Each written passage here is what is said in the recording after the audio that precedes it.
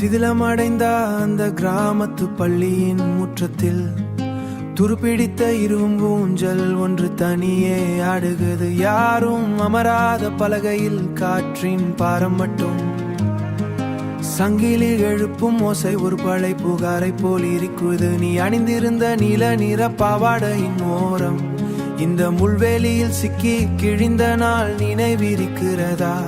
அந்த சின்ன துணி இன்னும் அங்கேயே தொங்குறது. காலத்தின் பற்களில் சிக்கிய ஒரு துண்டு சாட்சியாய். கருவேலம் வேம்பு துளசி மருதாணி உன் நினைவின் வாசம் இன்னும் இங்கே. மறந்து போன அந்த நிபந்தனையை மீண்டும் சொல். அப்போதுதான் நான் உன் உண்மையான தோழன். மரித்த காலத்தின் மடியில் நாம் தொலைந்து போனோம். உன் இடது கைமணிக்கட்டில் இருந்த அந்த தழும்பு வேப்ப மர கிளையில் ஏறி விழுந்த போது கிடைத்து ரத்தம் கசிந்த அந்த செம்மண் தரை இப்போது காய்ந்து விட்டது. அங்கே இப்போது முச்செடிகள் மௌனமாக வளர்ந்து நிற்கின்றன. நாம் சேமித்து வைத்தட்டாய் காகிதங்கள் எல்லாம் சிதறிய பழைய நாட்குறிப்பின் பக்கங்களுக்குள் இருக்கின்றன.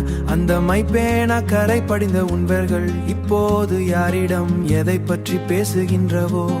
ஊரெல்லை கிணற்றில் இப்போது தவளைகள் கூட இல்லை. பாசி படர்ந்த கருங்கல் படியில் வெயில் உறங்குகிறது. காலம் ஒரு நேர்மையான கணக்காளனை போல நமது சிறுவயது ஒப்பன்களை ஒவ்வொன்றாக ரத்து செய்கிறது. இந்த ஊஞ்சல் மட்டும் ஒரு இடைவிடாத கடிகாரம் உள்ளாய். முடிவில்லாத ஒரு ஏக்கத்தை காற்றில் வரைந்து கொண்டிருக்கிறது. நிழல்கள் நீளும் இந்த அந்தி பொழுது வேளையில் வெற்று இருக்கையில் உன் பிம்பத்தை நான் அமர வைக்கிறேன். கருவேலம் வேம்பு துளசி மருதாணி உன் நினைவின் வாசம் இன்னும் இங்கே. மறந்து போன அந்த நிபந்தனையை மீண்டும் சொல்.